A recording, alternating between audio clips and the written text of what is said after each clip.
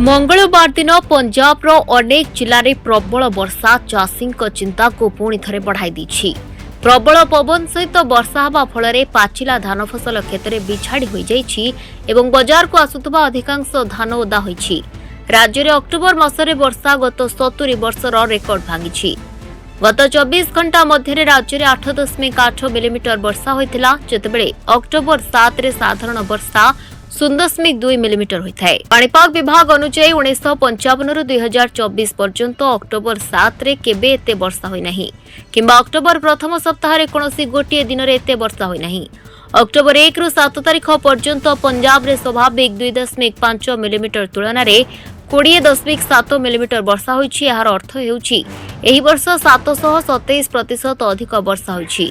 बुधवार मध्य वर्षा हेबार संभावना रही। समय हिमाचल प्रदेश में वर्षा जोगु डैम रो जलस्तर पुणी वृद्धि पाइछि। यह सतलेज, ब्यास एवं रावी नदी कूलवर्ती अंचल में बन्यार आशंका वृद्धि करिछि। Bureau report, Dinlipi live.